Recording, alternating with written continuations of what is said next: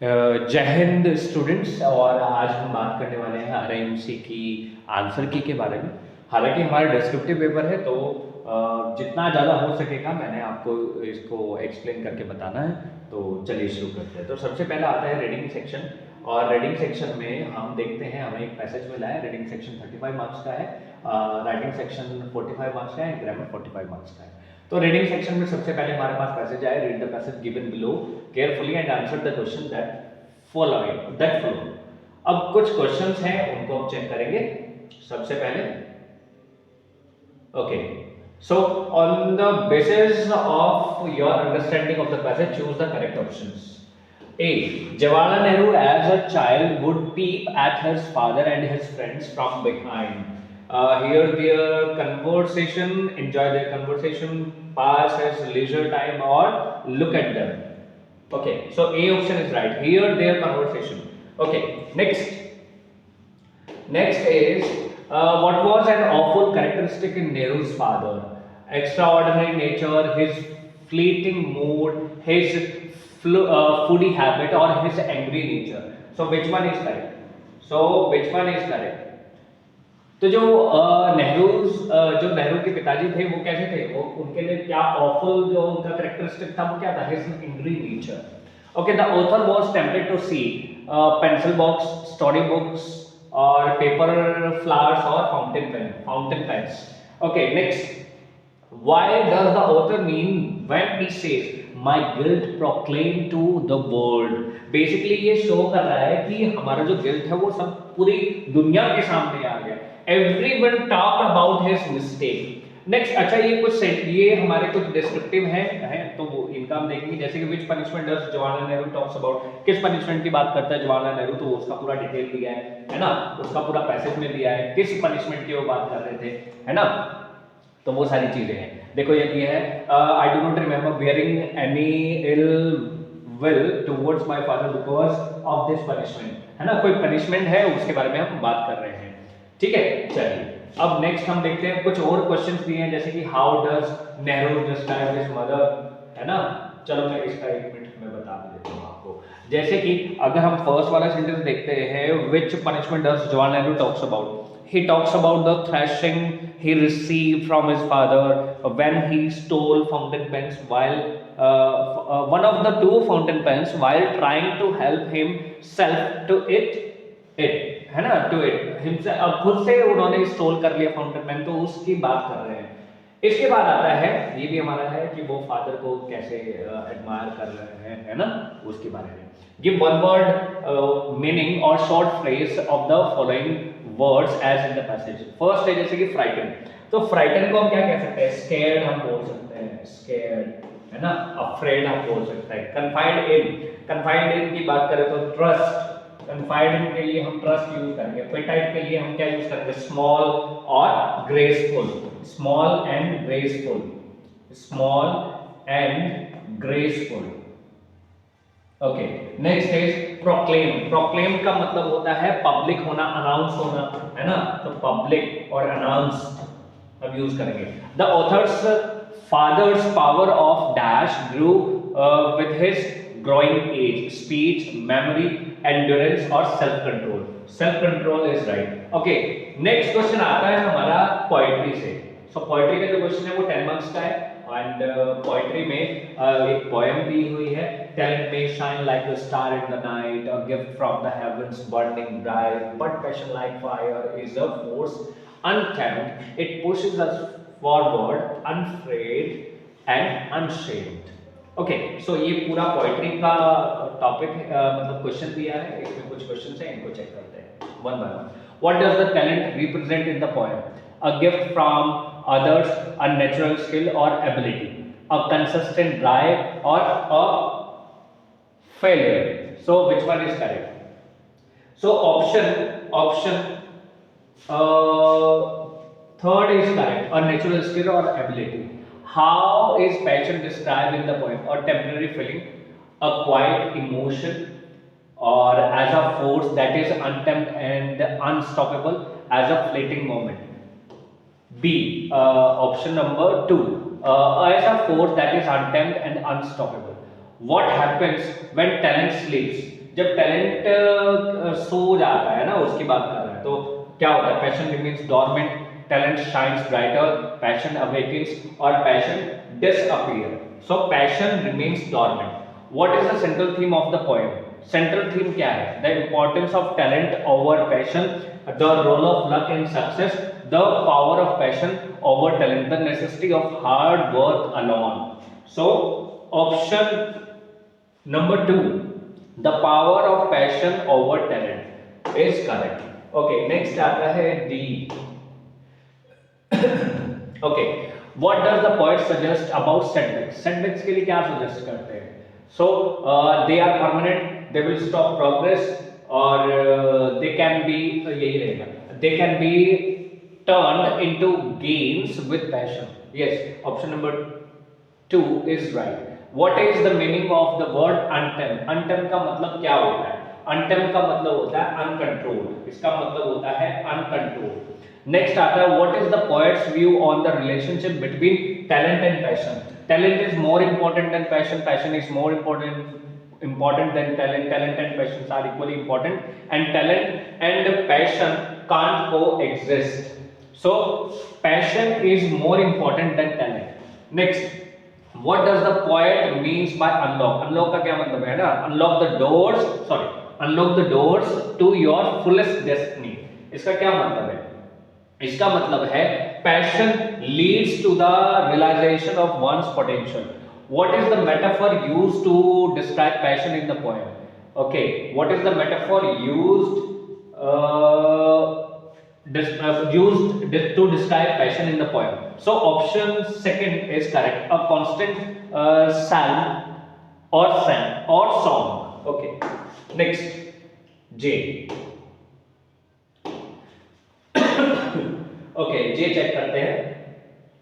Next है which of the following lines reflect the role of passion in overcoming challenges?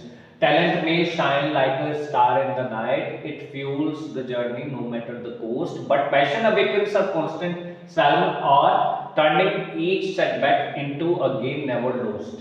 So option D or fourth is correct, turning each setback into a gain.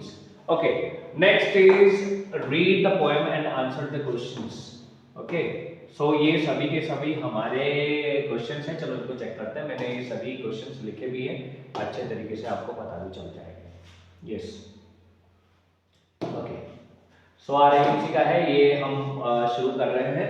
हमारा जो poem का है 10 marks का, the voice of nature, वहीं से बात कर रहे हैं. सो फर्स्ट है यहाँ पर, फर्स्ट है what does the river do in the poem? The river hums a gentle song and guides the weary herds along. इसका मतलब क्या है? The river sings softly and comforts tired people. Okay. Next आता है what do the trees hide according to the poem? The tree hides secrets that the breezes whisper. Breezes whisper का क्या मतलब है? The trees hide secrets in their leaves and branches. Branches और leaves में वो secret hide किए हुए हैं. What does the moon symbolize in the poem? Moon क्या symbolize कर रहा है? A moon symbolizes quiet grace and tenderness of nature's face. The moon shows calmness and gentle beauty. ठीक है. इसके बाद next आता है, wait a second. Okay, next आता है which natural element is described as guarding the night? The stars are describing as guarding the night. The stars are guiding the night. Okay, so next हमारा question क्या है? Next ई question हमारा बनता है what is the central idea of the poem? Central idea पूछा है poem का, तो सेंट्रल आइडिया क्या है? The poem highlights the beauty, harmony and soothing power of nature, showing how every element of nature speaks to the human heart. The poem tells, मैंने कुछ simple language इसमें आपके लिए लिखा है, तो आप इसको भी चेक करते जाइए. The poem tells us that nature is beautiful and gives peace to our heart. Next आता है find the words in the poem that mean. First है tired or worn out, weary and light mist or fog, misty होता है. Okay, next use the word flutter from the poem in your own sentence. एक अपने sentence में flutter का use करना. The leaves flutter gently in the wind. Next, according to the poet, how does nature speak to humans? Nature speaks to humans through its sounds, beauty, like the river's song, the breeze, the stars, and the moon. So ये आपका poetry का session है, ये आपको समझ में आ गया होगा, पूरा पूरा पोइट्री का क्वेश्चन दिया है तो वो क्लियर हो गया होगा। मैंने ये देखो ये डिस्क्रिप्टिव पेपर है, एग्जामिनर इसमें मार्क्स कट भी कर सकता है, अच्छे से दे भी सकता है, वो डिपेंड करता है, वो डिपेंड करता है कि आपने वहाँ पर क्या लिखा है, कैसे आपने चीज़ों को एक्सप्लेन किया है, एंड आपने नीटली एंड क्लीनली आपने उसको लिखा है अच्छे से।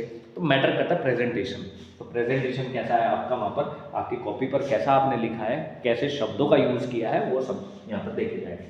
ओके, नेक्स्ट आता है फोर्थ क्वेश्चन है। फोर्थ क्वेश्चन हम चेक करते हैं, wait a minute. Okay, fourth. You are Mohan Sharma, a resident of South Delhi. Write a letter to your former music teacher, telling her how many lessons of life he learned.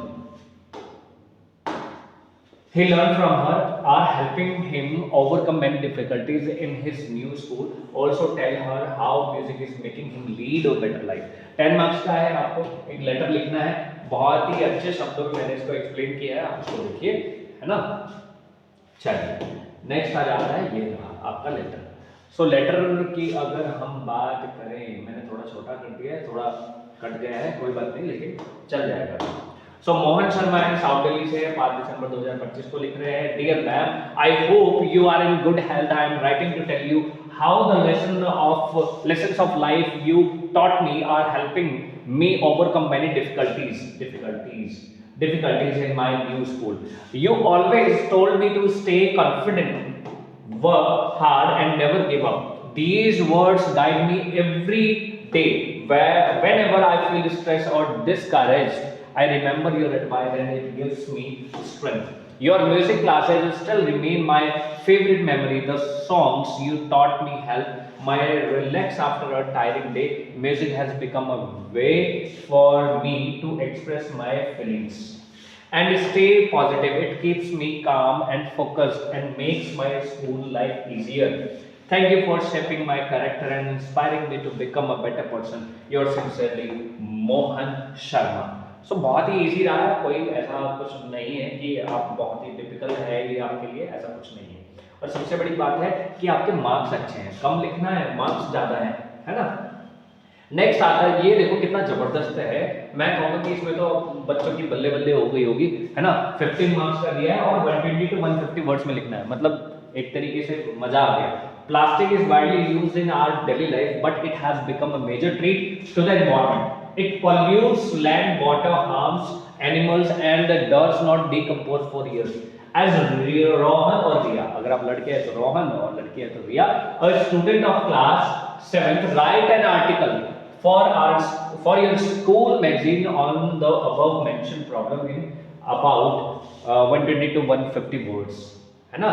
Give heading also, है ना। तो ये पूरा है और इसमें आपको 120 to 150 words में लिखना है, बहुत ही इजी है। और आई होप मैंने जो बच्चों को तैयार किया है यहाँ के लिए बहुत ही अच्छे से बच्चों ने लिखा भी होगा, ठीक है। तो ये रहा 120 to 150 वर्ड्स में, a major threat to the environment. Plastic has become an important part of our daily life, but today it is one of the biggest threats to the environment. It pollutes land, water and air and harms animals, birds and even humans. Many animals die because they eat plastic. Mistaking it for food, है ना, mistakenly. Plastic bags, bottles and other items do not decompose for hundreds of years, so they keep piling up in soil and oceans, making the earth dirty and unhealthy. The burning of plastic also releases poisonous gases that cause air pollution. To reduce this problem, we should avoid single-use plastic and prefer cloth or jute bags. Recycling plastic, decomposing of waste properly and spreading awareness can also help a lot. If we act responsibly, we can protect and planet from plastic pollution. So बहुत ही easy रहा है, around I think it can be 150 words. Okay, so next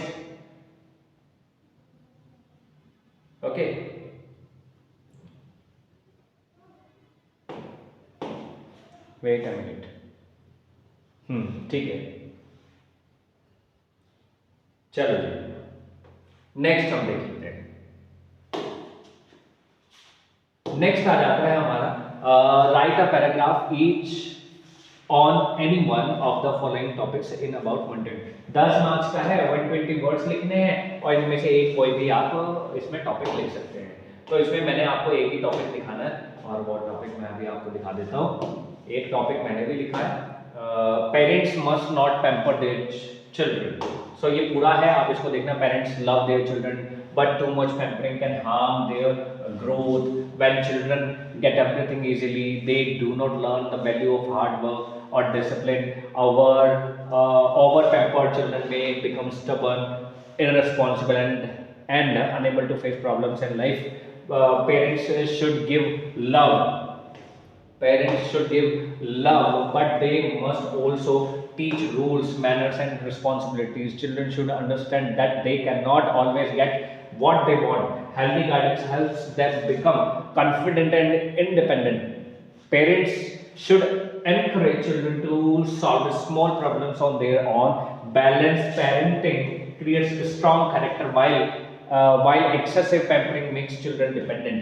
Therefore, parents must show love with discipline so that children grow into good and responsible individuals. बहुत ही easy way में मैंने और आपको solve करके दिखाया। ओके, नेक्स्ट एक हमारी story आ जाती है। इस स्टोरी को चेक कर लेते हैं। बेसिकली इस स्टोरी में हो क्या है, इस स्टोरी में एक फुटबॉल मैच हमें दिख रहा है और फुटबॉल मैच में एक टीम जीत गई है और एक टीम हार गई है। तो जो जीतने वाले हैं वो हारने वालों को क्या, जो जिन्होंने लूज किया है वो उनको चिढ़ा रहे हैं, मॉकिंग है ना, दे आर मॉकिंग। सो इसके लिए कोशिश की है मैंने स्टोरी राइटिंग लिखने की, इसको चेक करो। Okay. So, it was a bright evening and two schools teams were playing an exciting football match. Both wait a minute.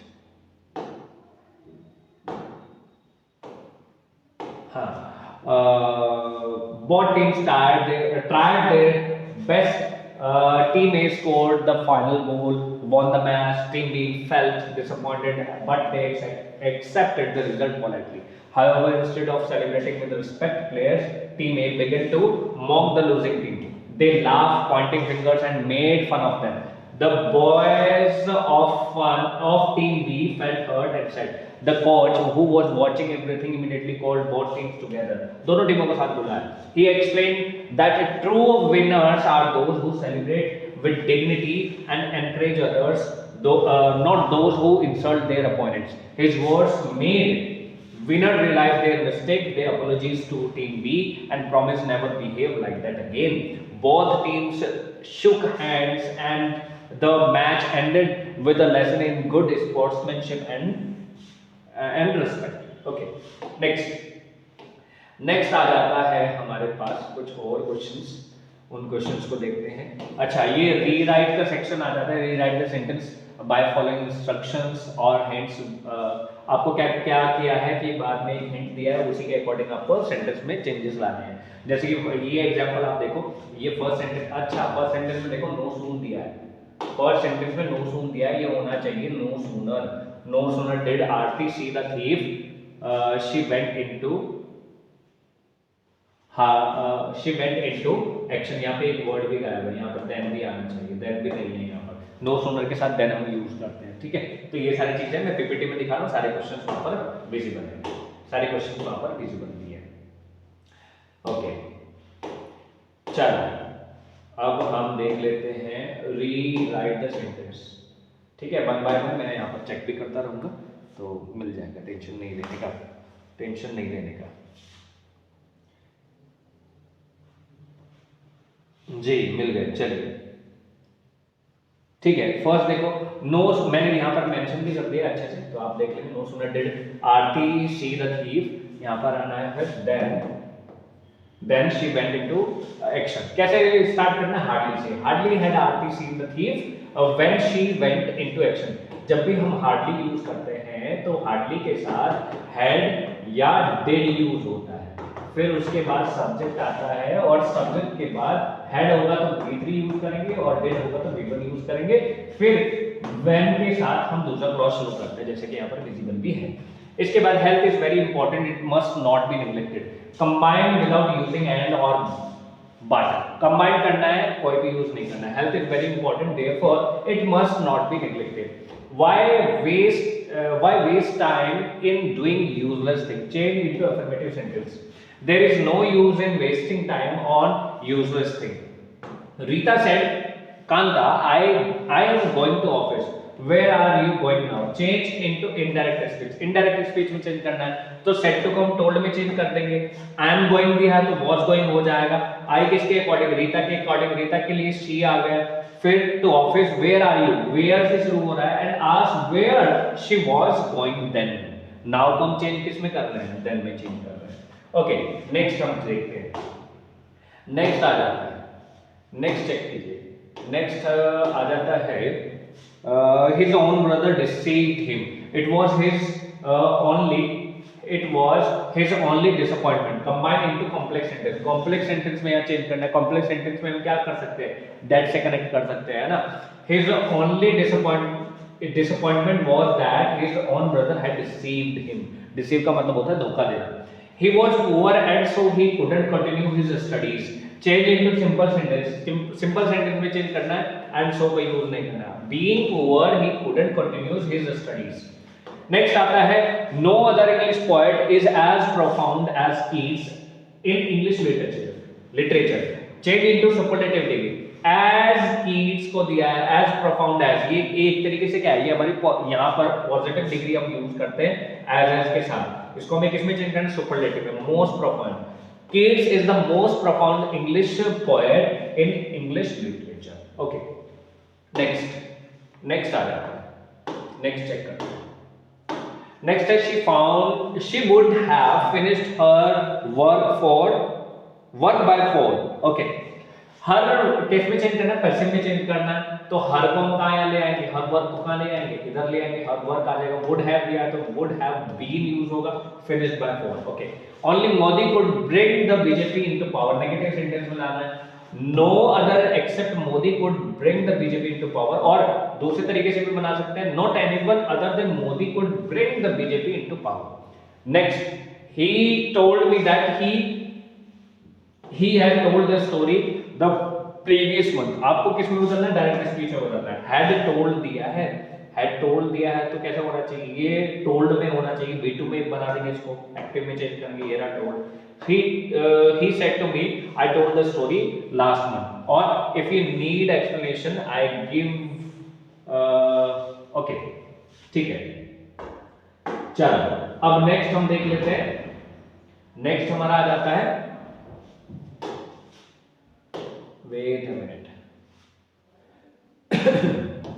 हाँ जी, नेक्स्ट आ जाता है हमारा the following passage has not been edited, there is an error in each line, write the incorrect word. देखो हर एक line में एक कुछ ना कुछ करेक्शन की नीड है। The correction shown below. Okay चलो चेक करते हैं इसको क्या कह रहा है, दोबारा समझ लो। पैसेज एक तरीके से कोई भी एडिटेड नहीं है, कुछ करेक्शन की जरूरत है, वो देखते हैं क्या होता है। तो क्या क्या इन सेंटेंसेस में जरूरत है। तो फर्स्ट सेंटेंस है I was really worried by at trike this time. At trike this time, तो इसमें क्या होना चाहिए? चलो इसको यहीं पे सॉल्व कर लेते हैं। वेट अ मिनट, एक मिनट रुकिए।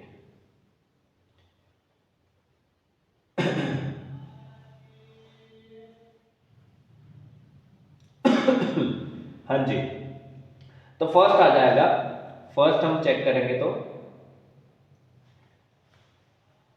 फर्स्ट आ जाता है, देखिए 9th में है ना, I was really worried at tricky this time. अच्छा एट जो यूज हुआ है, एट जो हम यूज कर रहे हैं, एट के लिए हमें क्या यूज करना चाहिए? वरिड अबाउट होना चाहिए, worried about. I pull up my ear when I saw him at the street on his mistress. Okay, C में क्या होना चाहिए? At the streets नहीं, at the street नहीं होना चाहिए, in the streets होना चाहिए। I was shocked on his appearance. His eyes bloodshot stared straight ahead. Okay, so D में होना चाहिए on की जगह at his appearance. Okay, next है and his tongue rolled over his jaws, over use होना चाहिए। नेक्स्ट है rearrange the words that phrases given below to form meaningful and grammatical correct. Okay, next हमें check करना है। Okay, सो इसका answer हम देख लेते हैं। जैसे कि फर्स्ट है the laden had snapped herd into in two rights. सो क्या होना चाहिए इसका? The laden herd had snapped into। Okay, next देखो was a dreadfully certainly। अच्छा, मैंने ना इसका पूरा अच्छा से बनाया है, इसको जरा चेक करो, आपको समझ में भी आ जाएगा। ठीक है, ये रहा मैंने दोनों का आंसर लिखे हैं, सभी के सभी आंसर चेक करना। मैं सेंटेंस बोल देता हूँ। It was certainly a dreadfully hard frost. तो इसका जो सही बनना है वो क्या बनेगा? वो सही क्या बनेगा, है ना? जो हमारा क्वेश्चन दिया है वो क्वेश्चन क्या है? क्वेश्चन है was a dreadfully certainly it hard frost. तो यहाँ पर क्या होना चाहिए? Certainly it was a dreadfully hard frost और बट द ये होना चाहिए या फिर होना चाहिए it was certainly a dreadfully hard frost. Okay, next check करो। नेक्स्ट सी क्या है? The disciple but the guru's wisdom wouldn't listen to. सही क्या होना चाहिए? करेक्ट फॉर्मेशन क्या होना चाहिए? रीअरेंजिंग क्या होना चाहिए? But the disciple wouldn't listen to the guru's wisdom. Next है rain filled heavy and incessant the darkness. क्या बनना चाहिए? The rain filled the heavy and incessant darkness और heavy and incessant rain filled the darkness. ये दोनों तरीके से बन सकता है, मैंने दोनों तरीके से लिख दिया। फिफ्थ है themselves made fools of certainly the boy। Okay, so इसमें क्या होने वाला है भाई? इसका बन जाएगा the boys certainly made fools of themselves और certainly the boys made fools of themselves, ये बन जाएगा। इसके बाद आता है नेक्स्ट आ जाता है हमारा 11th। वेट अ मिनट, एक मिनट रुकिए।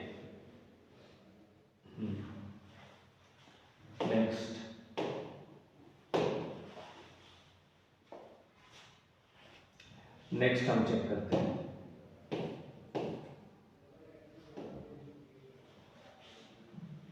ओके,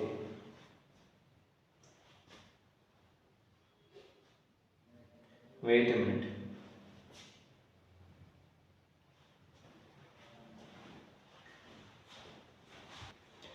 तो देखते हैं इसको फिर। सो 11th में हमारा क्या होगा, चेक करते हैं इसको by one. Choose the meaning of the following phrases from the given option. Phrases के मतलब बताने हैं, चेक करते हैं। चलिए, first to drive home. To drive home का मतलब होता है to find one to emphasize. Next है die in hardness, to die while in service और actively working.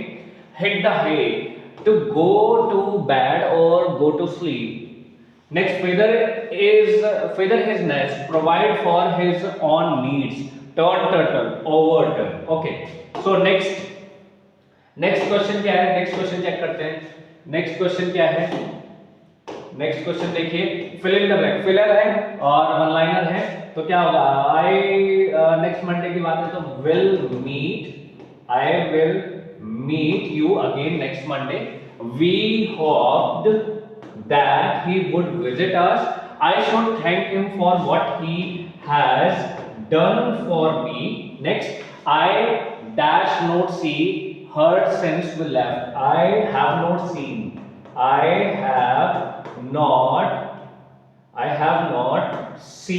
her since we left। People were going to pull down the statue। Okay, so I hope सारे clear हो गए होंगे, मैंने पूरे fill up कर दिए हैं। नेक्स्ट चेक करते हैं 13 भी फिल इन द ब्लैंक है, लेकिन प्रीपोजिशन बेस्ड है। he insisted on paying for the meal himself। the manager congratulated her dash winning the award। next, she was accused of stealing the money। we rely on our teacher for guidance and support। The children were excited about going to the zoo.